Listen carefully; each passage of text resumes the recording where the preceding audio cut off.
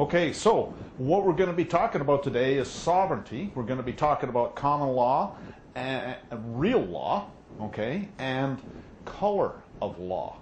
And we're going to talk about that a little bit, and you're going to see that, that we're all a nation of kings and queens. And this is what the courts are saying. And that most of the laws, or so-called laws, are really color of law, and it's in their own statutes. They know that it's color of law, and we'll talk about that, and we'll talk about what the courts are saying, and you know, the whole 9 yards. Anyway, so we're talking about sovereignty. This is a presentation on sovereignty, and do you know who you are? Think about that. So, do you know who you are? What is a sovereign? These are all things we're going to be talking about today. What is a sovereign? Who is a sovereign? Where does sovereignty come from? And the rights and duties of sovereignty, and how you can lose your sovereignty, and how you can get it back. So, what is a sovereign? Sovereignty is the right to rule. And this is what the courts are saying. Sovereign can be a king or a queen. A sovereign can be a group of people. A sovereign can be a living soul. This is a U.S. court case. Sovereignty is the right to govern. A nation or state sovereign is the person or persons in whom that resides. For the very idea that one may be compelled to hold his life or the means of living or any material right essential to the enjoyment of life at the mere will of another seems to be intolerable in any free country where the freedom prevails as being the essence of slavery itself. You know, and if you think about that, if you are forced to pay anybody anything, then you're essentially a slave for what you have to pay them. And so then, do you know who you are? Are you free or are you a slave? And that's what they're essentially saying in this court case, okay? For the very idea that one may be compelled to hold a life or the means of living or any material right essentially to the enjoyment of life, okay? Isn't, you know, your ability to make money a material right essential to the enjoyment of life? What they're saying is it's being intolerable in any free country where freedom prevails as being the essence of slavery itself. And that is so true. And what's happened is we have all been set up for slavery, essentially. But it's because of our own ignorance of the law. Anyway, so who are the sovereigns? In a monarchy, the king or the queen is sovereign. In a common law country, the sovereigns are the people. And here's a court case.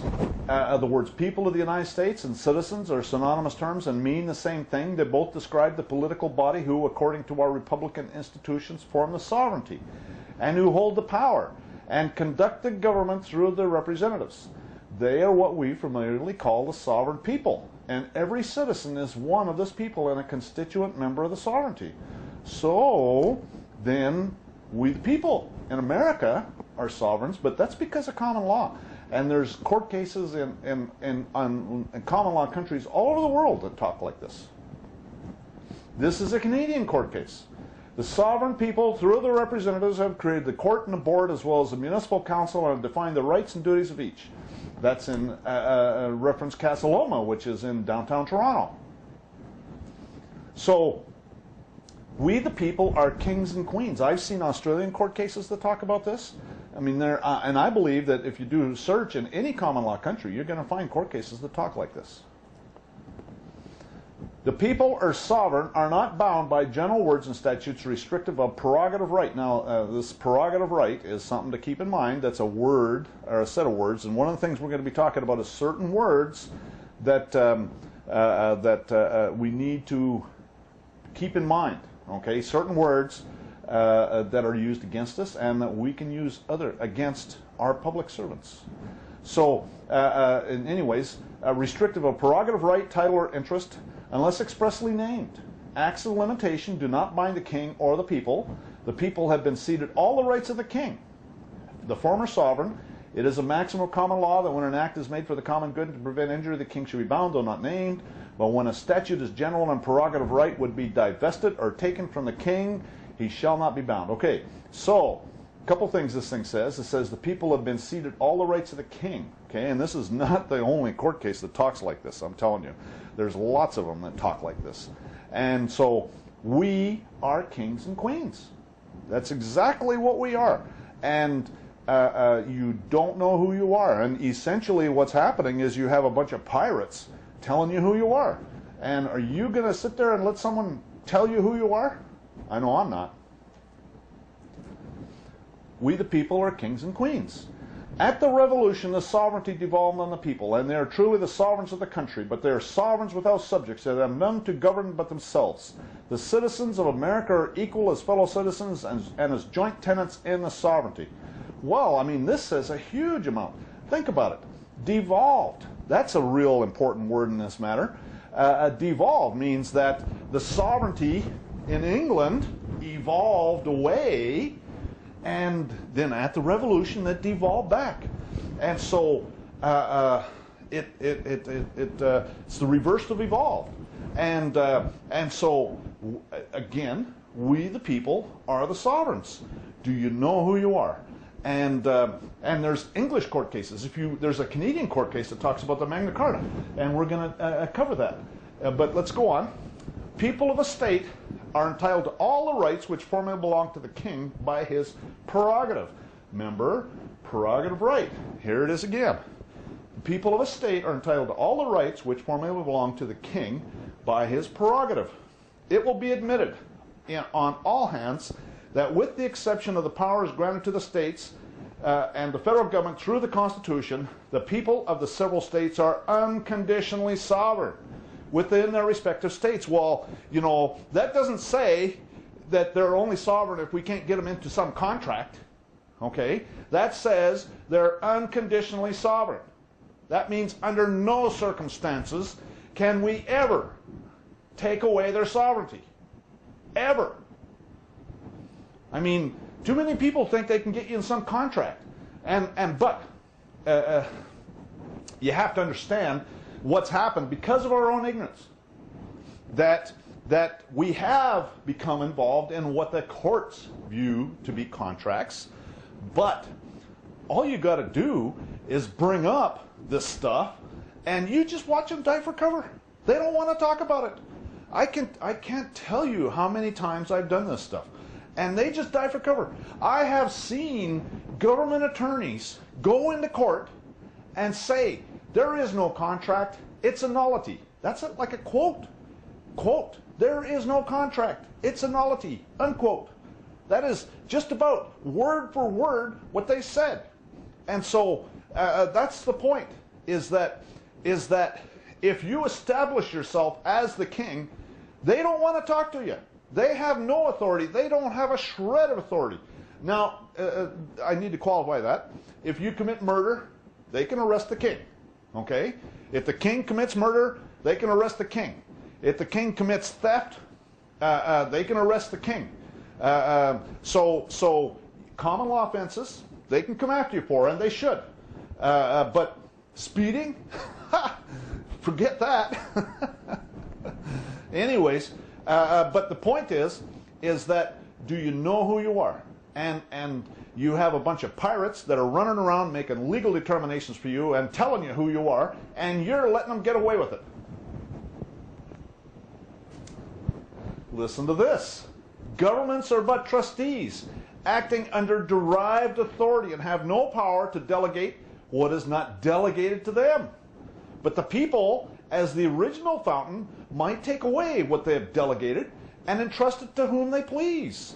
The sovereignty in every state resides in the people of the state, and they may alter or change their form of government at their pleasure. So the only power the government had is delegated, and I can take away my delegation.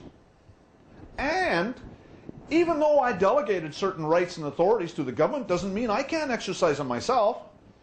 So do you know who you are? You have to be the king. You can't just talk the talk. You got to walk the walk. And because they're going to try all sorts of things, I guarantee you, because they're in business to make money for their owners. And we'll talk about that too. This presentation, you have to understand, is something to give you an idea about what we'll be talking about in another presentation that is paid for. Okay, you know, everybody's got to eat, and so for a fee, you can get the other presentations that goes into all of the stuff we're talking about. But this presentation is just to talk about sovereignty, and the other presentation talks about how you can assert your sovereignty. Okay, it's a procedure that I developed, but it's really not that complicated, and really it's common law, and so anybody can develop it. It's not that difficult, but it's something that I developed by trial and error, and it's something that has worked to the point that the Texas Department of Public Safety told me that I am listed in their system as sovereign, and so I know it's worked. And so that's what the other part of the presentation will be. That's not stuff that we'll talk about today. Today we're going to talk about who you are. Do you know who you are? A sovereign is exempt from suit, not from any formal conception or obsolete theory, but on the logical and practical ground there can be no legal right as against the authority which makes the law on which the right depends. In other words, the government exists by my authority.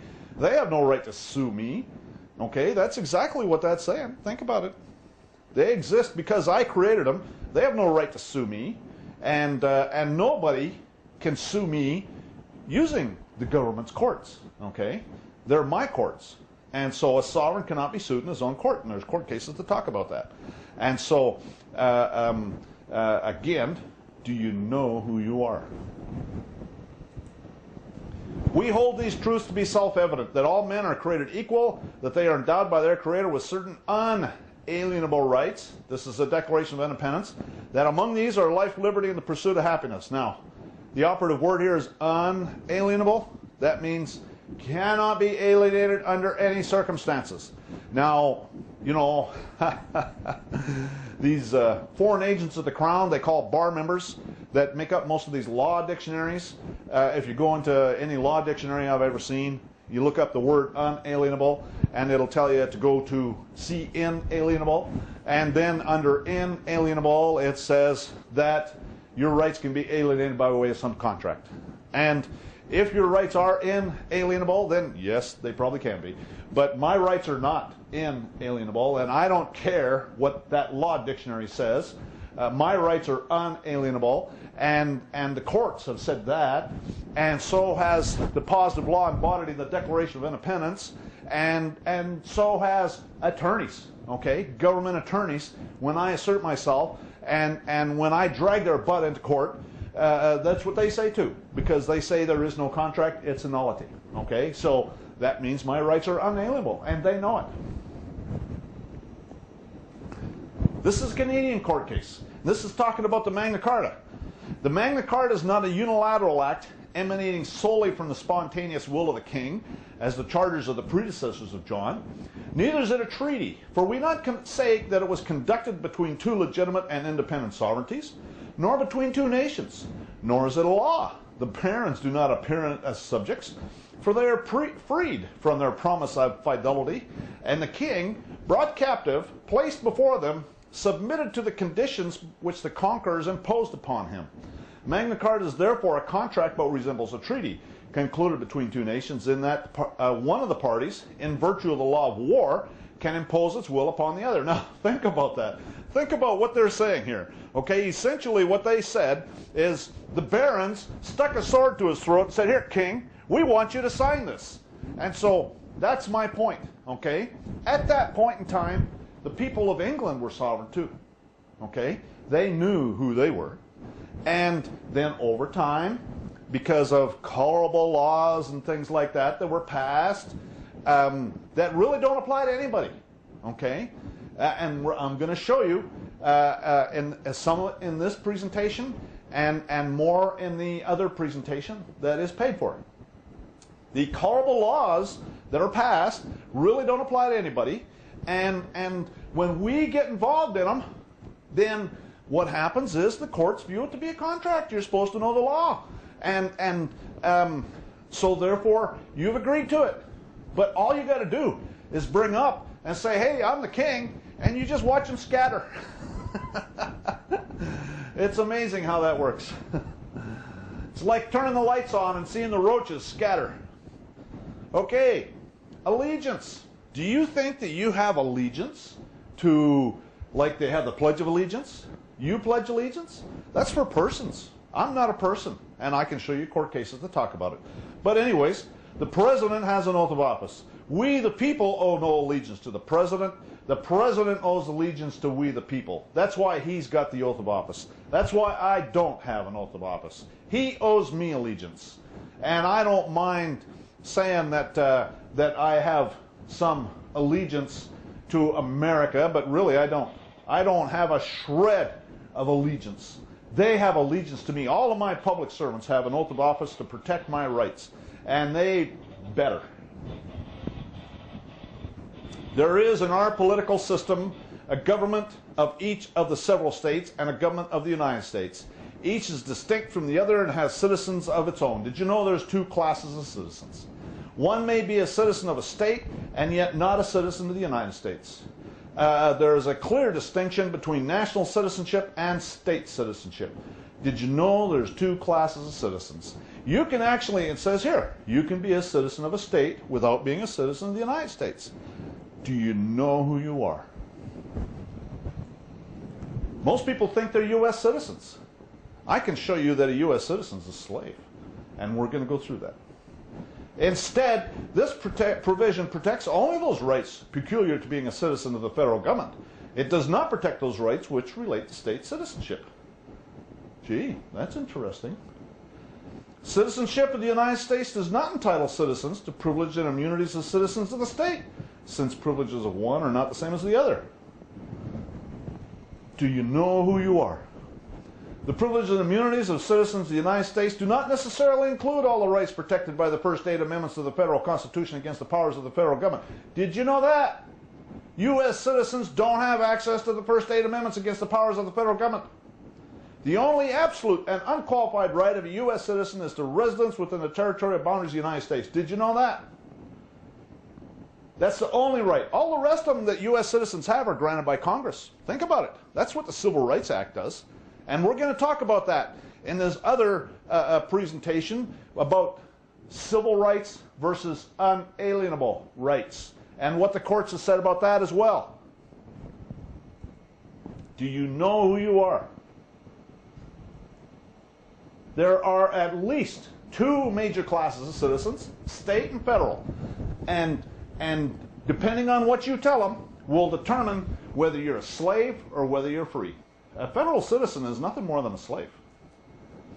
You can be a national. I don't even like talking about citizenship, quite frankly. I like nationality because nationality is common law. And citizenship is too close to being political. And that's all in the matrix, for lack of a better word. But the U.S. passport application talks about a non-citizen national. And here it is where you swear in a penalty, perjury, that I am a U.S. citizen or non-citizen national. Okay, and if you read in the passport, it says, the Secretary of State hereby requests all to whom it may concern to give all lawful aid and assistance to the U.S. citizen / national named herein. Okay, so are you a U.S. citizen or a non-citizen national? I like to tell them I'm just an American national. And here it is again in the privacy statement for the U.S. passport application. It is, however, true in all common law countries, has always and consistently been held that the wife and minor children take the nationality of the husband and father. That is common law doctrine, okay? Nationality is because of common law. Why do we, the people, set up governments for in the first place? Well, think about it. Protection against foreign enemies, right? That's what the legitimate function of the government. Protection from each other, so I don't go and shoot somebody or somebody doesn't come and shoot me without having consequences. And to administer disputes in a fair and impartial manner. If I go and cause some damage to the neighbor, he's got some way to go, somewhere to go to get it resolved. And that's the only legitimate function for government, is to protect the rights of the people. Why is God in the Constitution? You know, in Canada in particular, you see this all the time. In the U.S., you know, the Declaration, or the preamble to the Constitution is wonderful, because it says, "We the people of the United States, in order to establish domestic tranquility," and some other things it says, but it goes on to say, "do ordain and establish." Okay, an ordination is a religious, it's a Christian thing that goes on, and so that's what is implied, that God is involved, and that's 100% correct. The Founding Fathers really knew the threats to the Constitution, and they really tried to put as much stuff in there as possible to prevent exactly what's going on today, and we'll talk about that in the paid presentation. Our rights come from God. In Canada, you know, the Communist Party, which they have renamed themselves to the New Democratic Party, although one's the same as the next, they're all communist in my opinion. But anyways, just different shades. And they always, every once in a while, every few years, you'll have them coming up saying, "We want to take God out of the Constitution." Well, you know, first of all, Canada doesn't have a Constitution. But second of all, the Queen has an oath of office that mentions God, and so they will never ever be allowed to do that. But you know, they like to. It's for consumption for all the sheeple out there that think that they have some authority over them, and so anyways, invariably. They know exactly what they're doing, because they definitely want to take God out of the Constitution, because if God goes out of the Constitution, your rights are up for grabs, because if God's in the Constitution, then it's implied that our rights come from God, and if he's not in there, then they're up for grabs. Anybody can get them, and that's exactly what they'll do, and they've been practicing that. This has been going on for thousands of years. The hierarchy, okay, you have God, King of Kings, created we the people created the government, and the government created corporations, and so therefore there's the hierarchy. God created us, we created corporations. It's interesting to note that in the scriptures it says that God is no respecter of persons. Well, you know, a lot of people think that he's saying that the scriptures are saying that he doesn't respect rich people and poor people and all that. He doesn't respect, doesn't matter. And it might be saying that, but I think, see, a person's a fictitious entity, and so a person is a fiction that we created to facilitate certain things, usually theft. That's what most of these corporations are set up for, so they can engage in theft, and in my opinion, and God doesn't respect our fictitious entities. I think that's a more correct way of saying it. So anyways, where does sovereignty come from?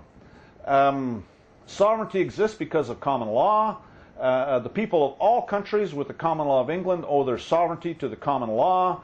In Canada, United States, Australia, New Zealand, and all common law countries, in the world, the people are the sovereignty. And I believe in all countries of the world. The question is finding case law and stuff like that that's going to support it. There's a common law of Russia. Okay, instead of calling them counties, they call them boroughs. Okay, there's a common law of Europe. Common laws all over the place. Okay, even in Louisiana. Okay, and Quebec. Okay, they say they have civil law there. Well, they talk about common law in their court cases. So all of this stuff about civil law is just a smokescreen. Anyways, so how does government get the authority to take your money and give it to someone else? Okay, how does government ignore the Constitution? These are all things that we're going to talk about in our next presentation, and it's because you give it to them, and you volunteered in, and it's because of your own ignorance of the law. I'm assuming that it is your ignorance of the law. Maybe you want to be a slave. I don't know, but I know I don't. And so if you want to be a slave, well, then that's your choice. I mean, it is a free country. You know, you are free to be a slave if you want. And so if you want to be a slave, then you can. There's no doubt about it. If you want more information, then here's some information that you can contact, the places that you can contact me to find out more information. Okay, so now we're going to pause it a little bit, and what we'll do is I'll start the next presentation. So now what we're going to talk about is about common law. Again, all of the countries of the world, common law. There's a common law of Russia. There's a common law of every country that I've seen. I've seen court cases that where the Philippines. Did you know there's common law in the Philippines? As a matter of fact, the Philippines is part of the American Empire. And I've seen court cases where lawyers in the Philippines were complaining about having to pay customs when they ship something to the U.S. because they said the Philippines is part of the United States. And the Philippines is, because the Philippines was liberated in the Second World War, or so-called liberated. But the statute says that they have to pay customs. And so that's all the courts care about, is what the statute says. But so then if you think about it, I mean, Japan, okay, Japan was conquered, okay, that's why there's common law there. Matter of fact, there's a friend of mine that was in Japan, and he showed me his Japanese driver's license.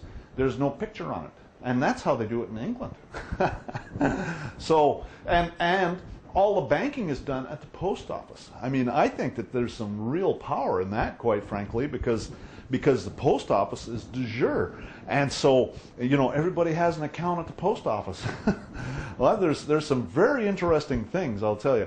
Anyways, so the point is that common law is all over the place. And I believe it's everywhere. I have evidence to believe it's in Louisiana, which is supposed to be a civil law state, and in Quebec, which is supposed to be civil law. Matter of fact, if you read the court cases, I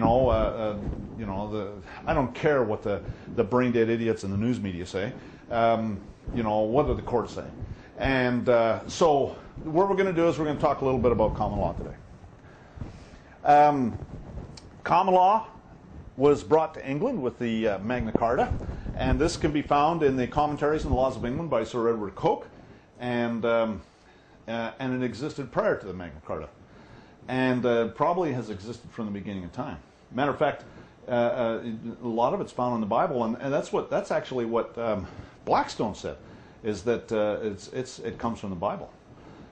This is taken out of the first part of the Institutes of the Laws of England by Sir Edward Coke, and it says the law of England is divided into three parts: the common law, which is the most general and ancient law of the realm; statutes or acts of parliament; and particular customs. The common law appeareth in the statute of Magna Carta and other ancient statutes, which for the most part are affirmations of the common law. Which means, an affirmation is something that is just saying that it's here. Okay, it was here already, but all it's saying is, yeah, we know it's here. That's what it's saying. And so, common law was there before.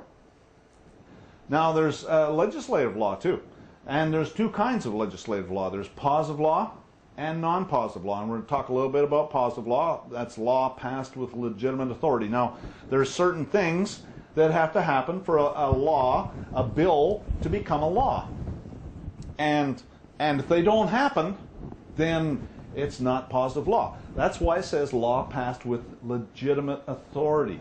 Okay, law that's signed by the president, law that has been read 3 times like it's supposed to be read, a law that has been signed by both houses. Okay, that kind of thing. There's certain things that have to be done before it'll be considered positive law.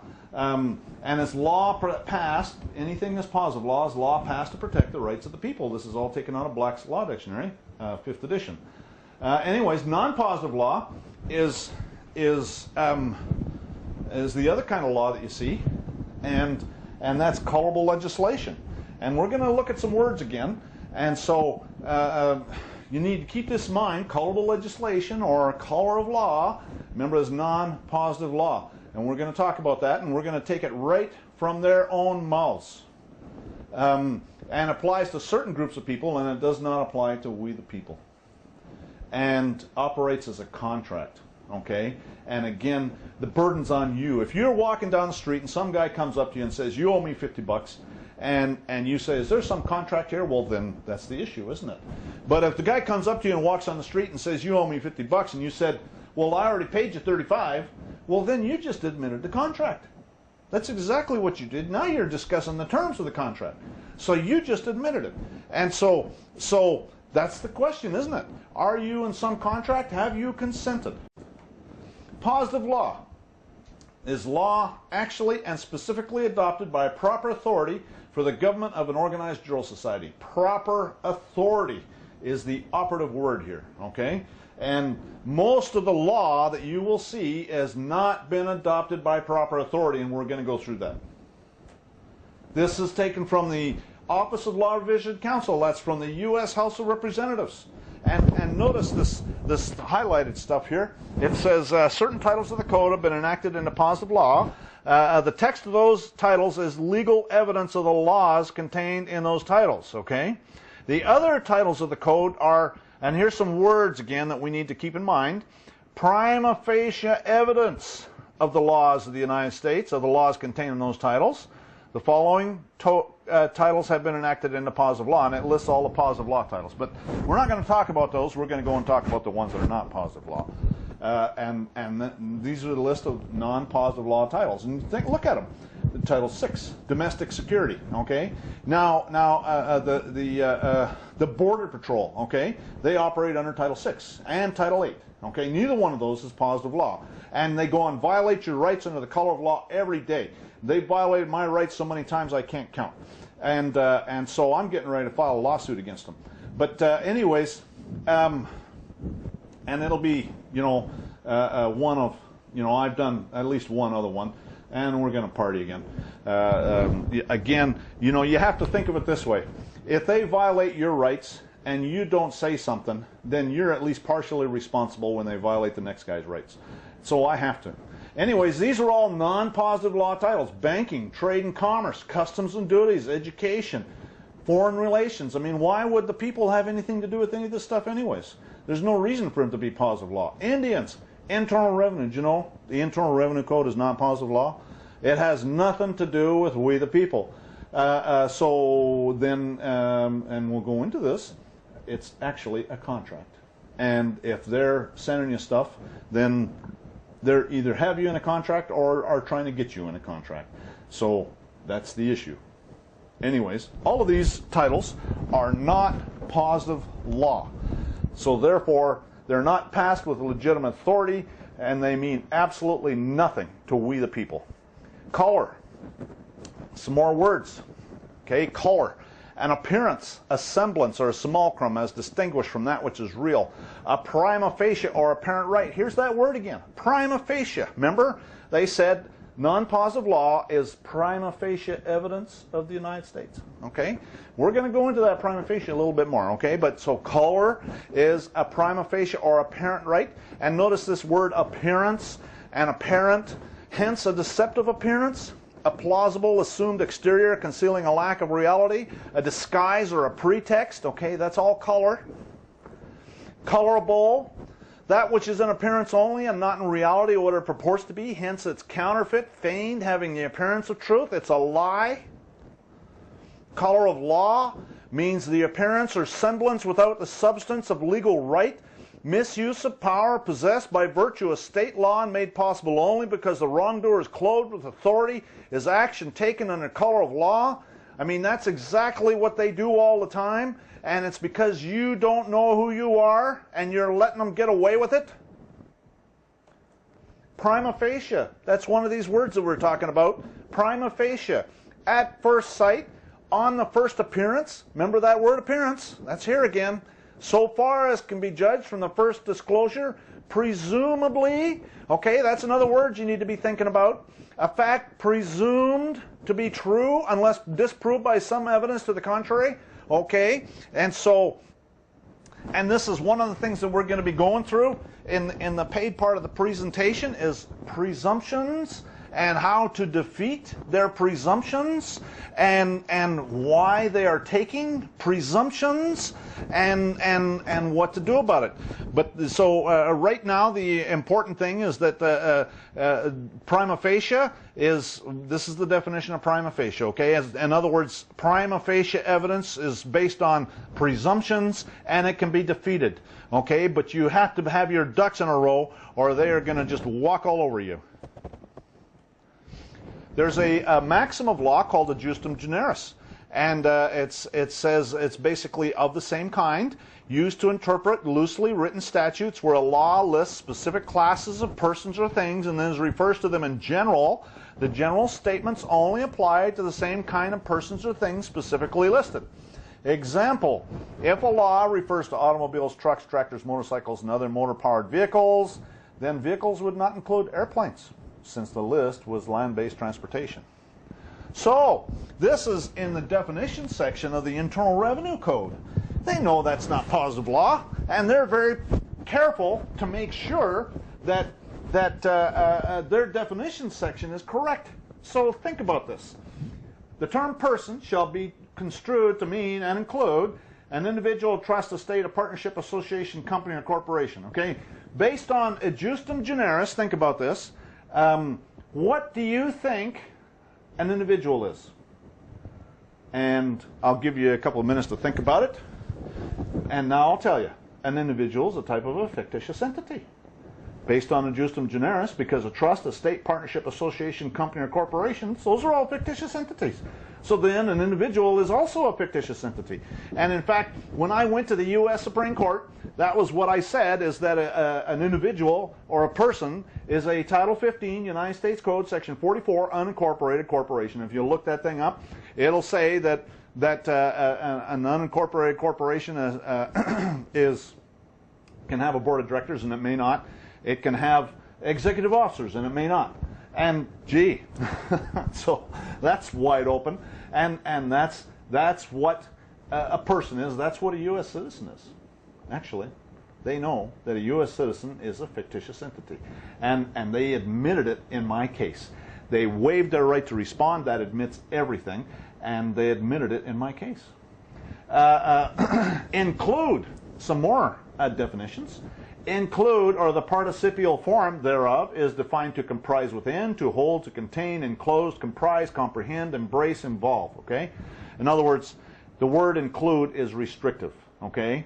It doesn't mean that there's stuff there that they're not listing. Okay? So let's go back to this other one. Oh, right here.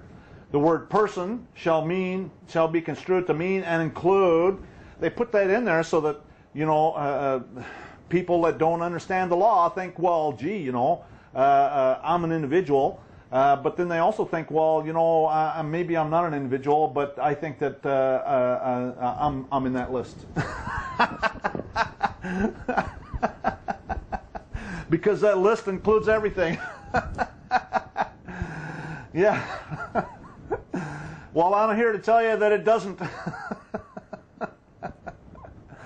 Here's another maxim of law. Expressio unius exclusio alterius. A canon of construction holding that to express or include one thing implies the exclusion of the other. Or the alternative, for example, the rule of each citizen is entitled to vote implies that non-citizens are not entitled to vote. It's that simple. And so, remember, if they don't list it there, then it's not there. But the subpoena, now there's two kinds of court citations. And this is one. This is an actual citation, and sometimes I use a summary, okay?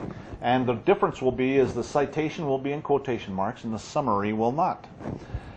This is the citation, and sometimes I like to use the summary because somebody went and come up with a way of explaining it that I think is way better.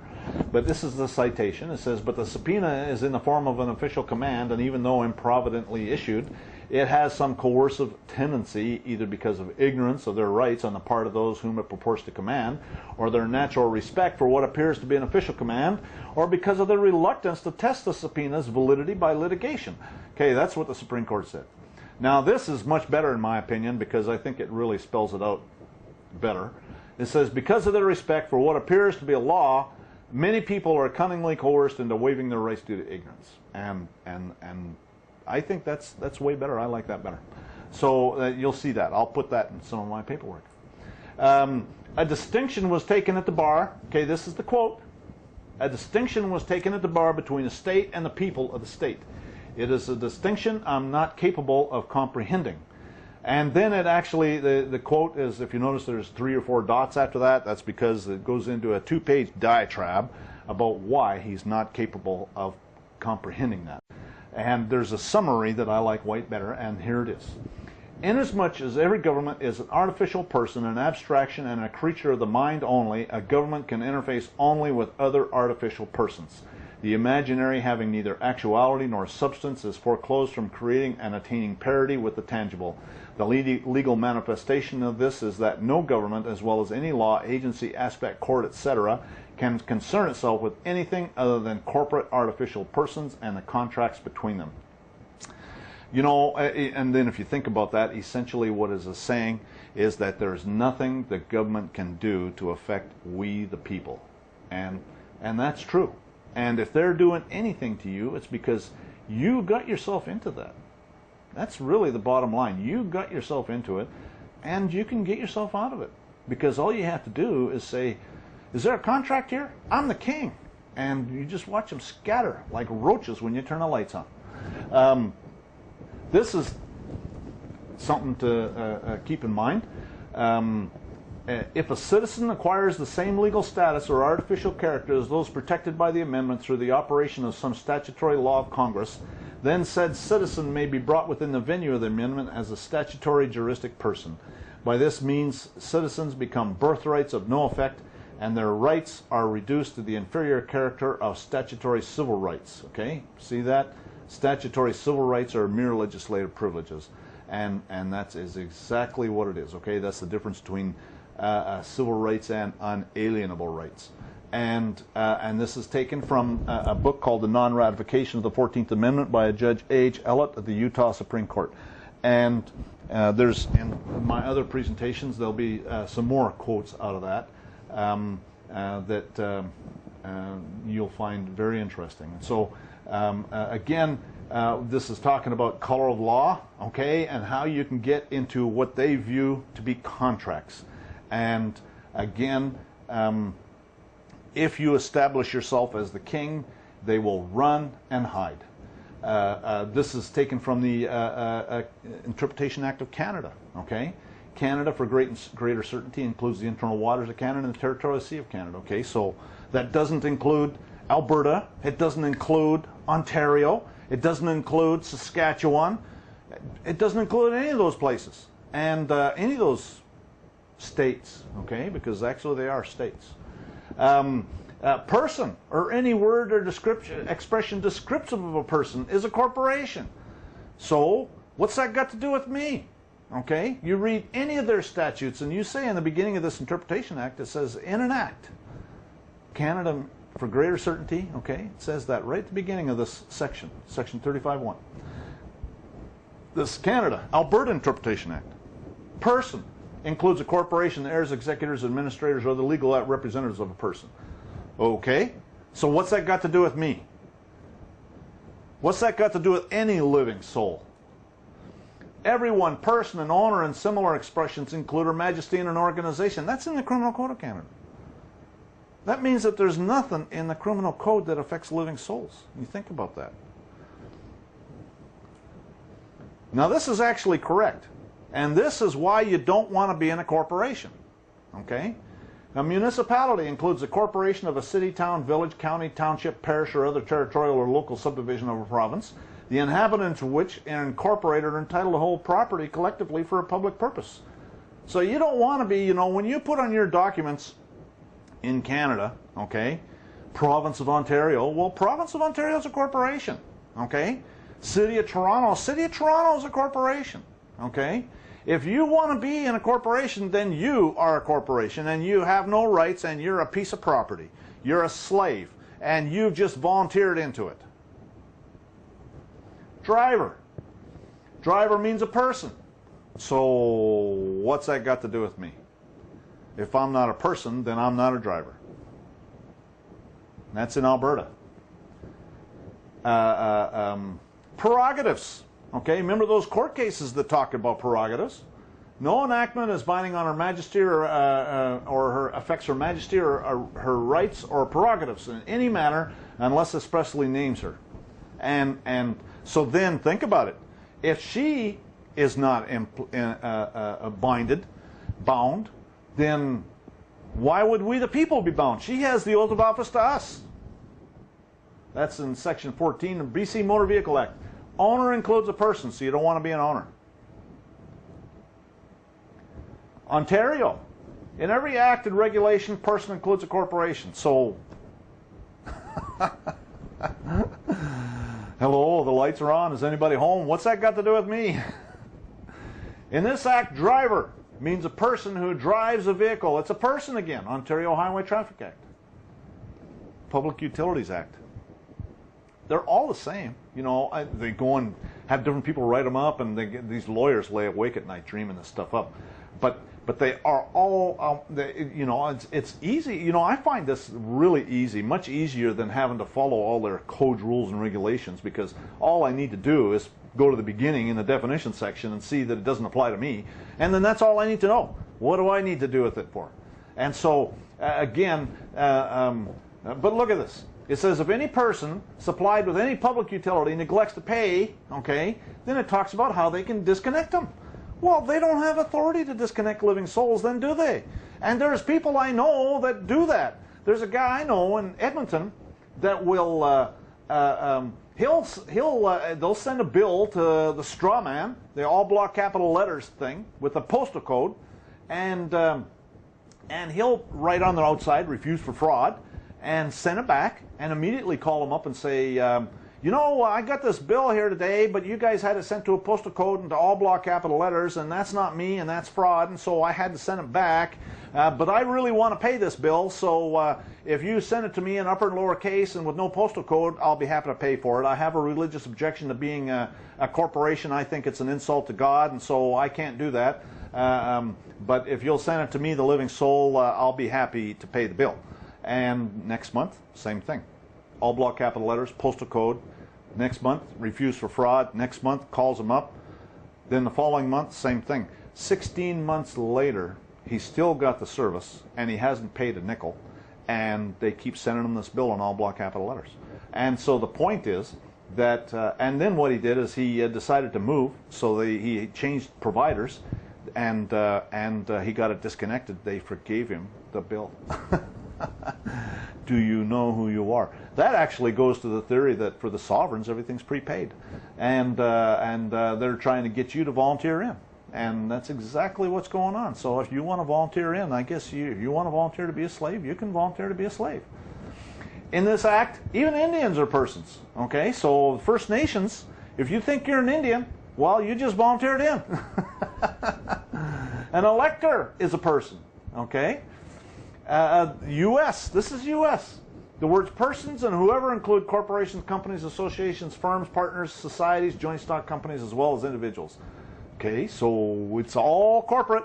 Okay, this is not just Canada, it's U.S., it's everywhere I've looked. You know, I can't tell you. Texas Transportation Code. Person means an individual, firm, partnership, association, or corporation. Well, that's all fictitious entities. Person, Texas Government Code.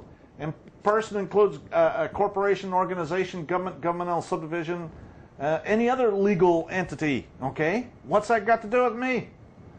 Owner means a person.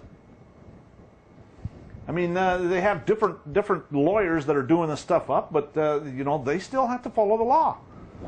Police officer means an officer authorized to direct traffic or arrest persons. They don't have authority to arrest living souls. Do you know who you are? Do you know who you are? State. This is kind of interesting. When referring to the part of the United States, includes any state, district, commonwealth, territory, insular possession, and any area subject to the legislative authority of the United States. Okay, well, that sounds like District of Columbia, Guam, American Samoa, Puerto Rico. And just D.C., Guam, American Samoa, Puerto Rico. It doesn't say anything about Texas there. And the United States includes a Department, Bureau, or other agency of the United States. State has the meaning assigned in the other section we just read, and includes a province of Canada. Well, think about that now.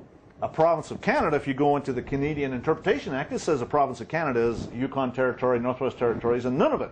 Well, it doesn't say it's Alberta or BC, so remember, that's not Alberta or BC, because even according to the Canadian Interpretation Act, a state is, you know, the frozen north, basically, which is even more frozen than the rest of Canada. The term United States, when used in a geographical sense, means any state, District of Columbia, Commonwealth of Puerto Rico, the Virgin Islands, Guam, American Samoa, Northern Mariana Islands, any possession of the United States. Well, they just listed all of the possessions, if you think about it. And any waters within the jurisdiction of the United States. Okay, well, actually, possession of the United States could be considered the Philippines, or Japan, or Afghanistan now, and maybe Iraq, and you know, I'll bet you Kuwait even is a possession of the United States. Anyways, there's a lot. There is an American empire. The term state means any state of the United States, District of Columbia, Guam, American Samoa, Puerto Rico, Virgin Islands, Guam, American Samoa. Yeah, holy cow! How many times are they going to say that? Right. Commonwealth of Northern Mariana Islands and any possession of the United States, right? Which means, you know, Philippines, Japan. Okay, and did you know it's a felony to say you're a U.S. citizen when you know you're not? And so that's what they're getting you, because you tell them, oh, I'm a U.S. citizen, and then they got you on a felony. So then they just violate your rights under the color of law because you just committed a felony. And whoever willfully represents himself to be a citizen of the United States shall be fined under this title and imprisoned not more than 3 years or both. We can presume they know the law. Okay, there's court cases that talk about that. Either that or their supervisors perjured their oath. Okay, officers of the court have no immunity when violating constitutional rights where they're deemed to know the law. They have no right to charge a fee for their justice, and I go into the courts all the time without paying filing fees, and this is the argument that I use. They have no right to do anything to us except by common law.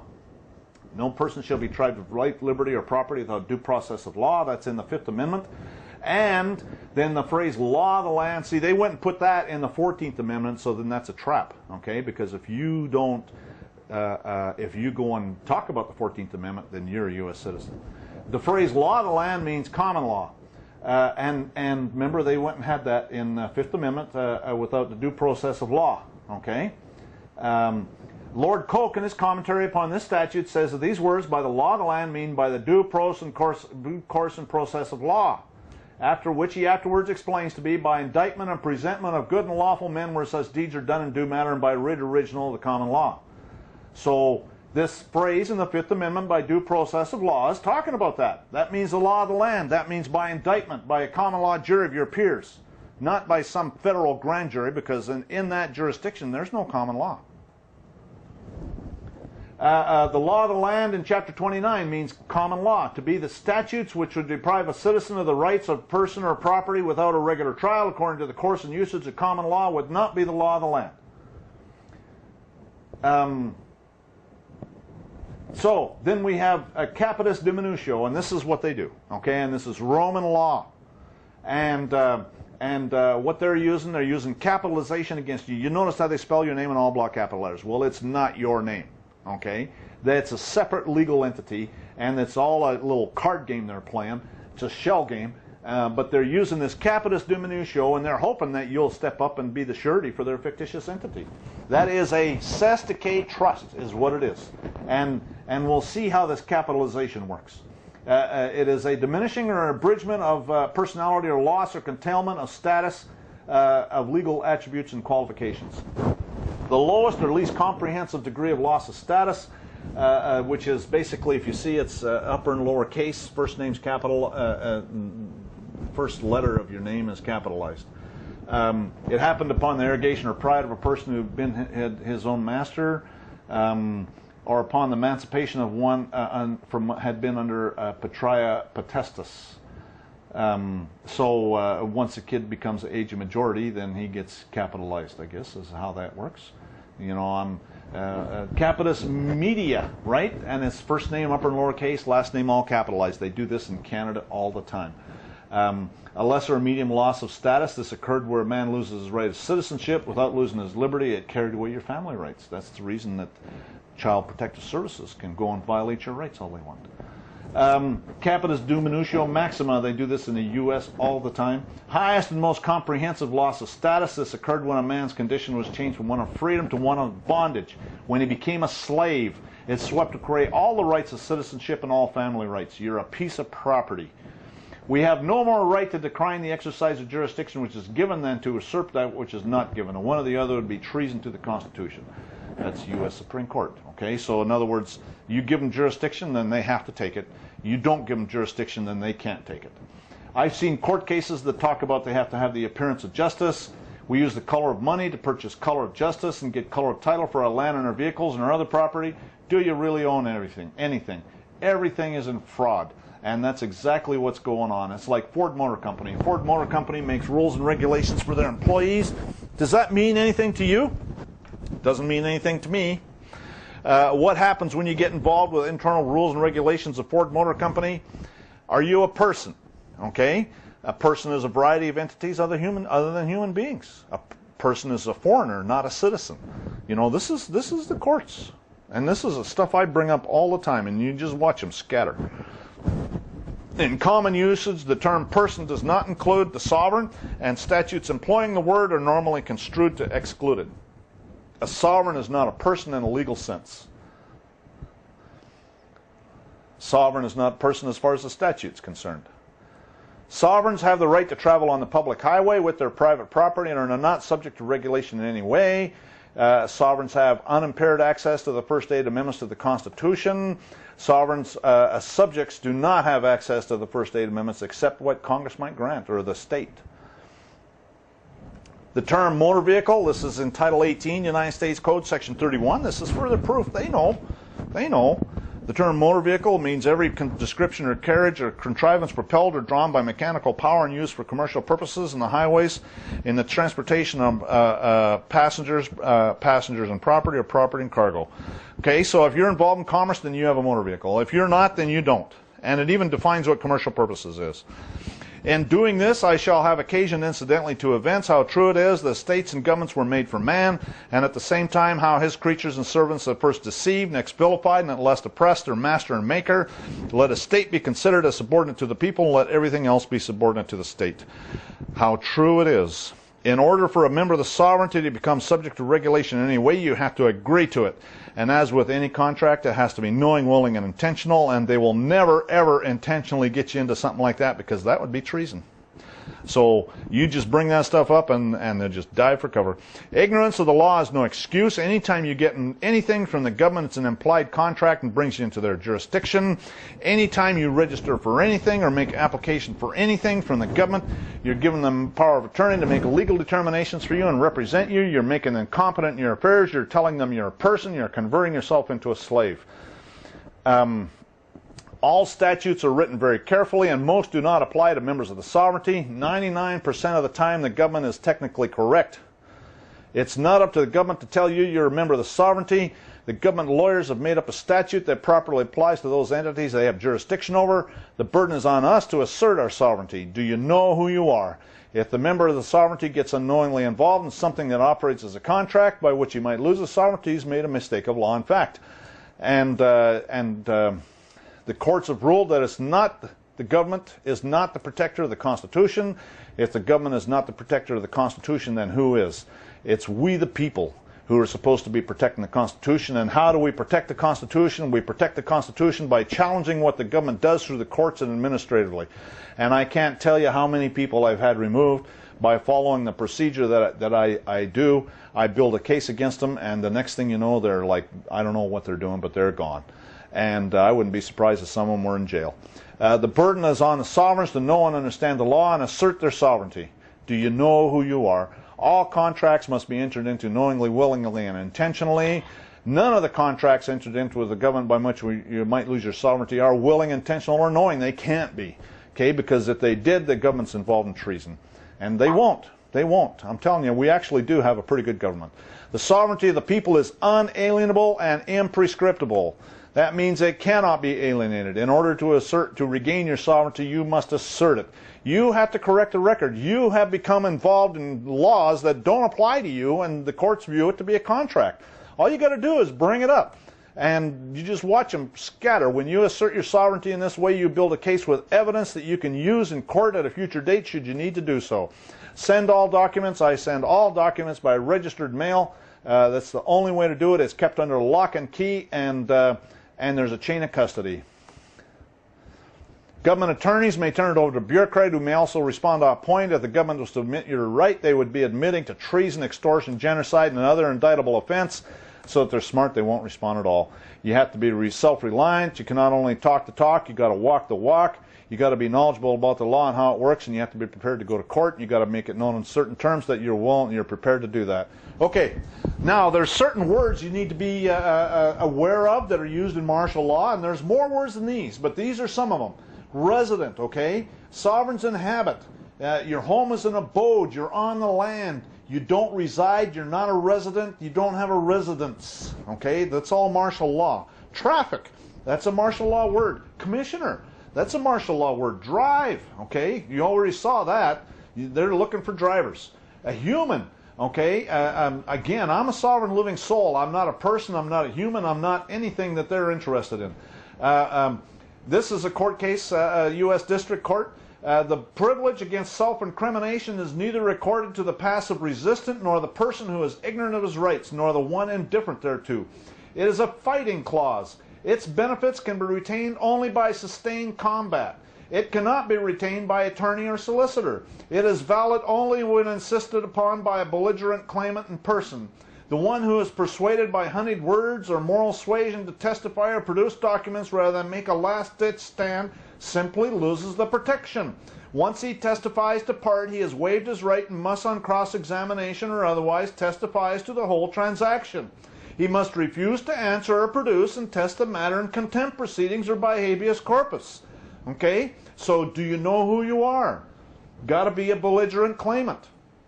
You got to get up in their face and see who blinks. And I guarantee you, they will blink first if you do it right. Nobody said it would be easy, but it is possible. Do you know who you are? What's the alternative?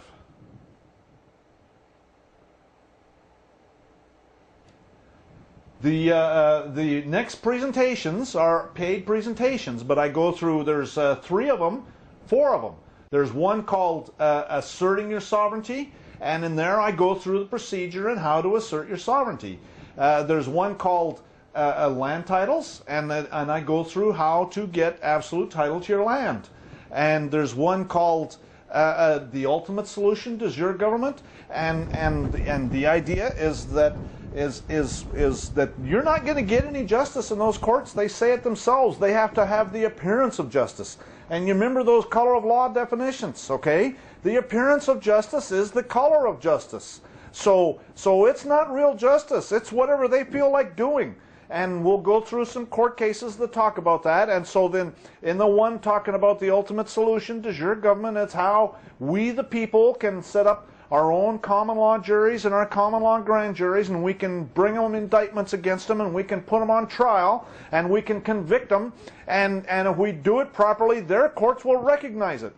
But again, do you know who you are? We have to assert ourselves, okay? And we are asleep at the wheel. And so if we don't assert ourselves, then we'll keep getting exactly what we're getting. You know, I don't know how many of you know about the Nazi war crimes after the Second World War. You probably know all about that stuff, but there's a lot of stuff about it that you may not know. And one of the things you may not know is that Goering was one of the leaders, and they asked him, they said, under what authority did you do all this stuff? And you know what his answer was? He said, nobody complained. Okay? So complain. If you don't complain, nothing's going to change, and you have to bring up the right issues. If you go in there like you're a U.S. citizen, then you're a slave, and they don't care what you say. If you go in there as if you're the king, well, then they do care, and I guarantee you things will change. It may not help you, but it'll help the next guy. And so if you don't say something, then you're at least partially responsible when the next guy gets his rights violated. Do you know who you are? And so we will be talking about de jure government, and then we'll be talking about practical considerations.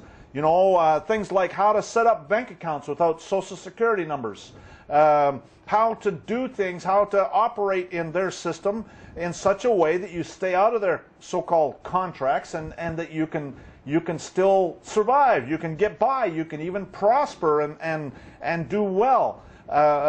you know, because you don't have to be destitute and poverty-stricken to be a sovereign. There's lots of them that are very wealthy. Do you know who you are?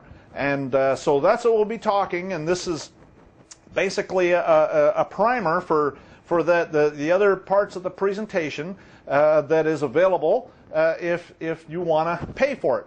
It's not very expensive, but it's not free either. And so if you want that information, then you need to go to the addresses that are at the beginning of the presentation, and you'll be able to find the information you need. And we can help you with that. Thank you very much. I am me, but you can call me Glenn. And actually, my name is Glenn Winningham. I am the king. And you may wonder about that, but that's what the courts have said. We're all kings and queens. And I recently had the Texas Department of Public Safety actually tell me that I am listed in their system as sovereign. They actually told me 3 times in one visit, and I was sitting there thinking, okay, you already told me this twice. Okay, so anyways, so do you know who you are? And that's what these presentations are all about, is do you know who you are? Help you to understand who you are. We're all kings and queens, and there's nothing that I have done that you can't do yourself. And I'll be happy to show you. For free, you can go on my, join my groups and browse around my stuff and figure it out for yourself. If you want, you can get my PowerPoint presentations, and those are a fee. You can go through and it will explain it to you in detail, what needs to be done and how to do it. The choice is yours, and do you know who you are? I know who I am.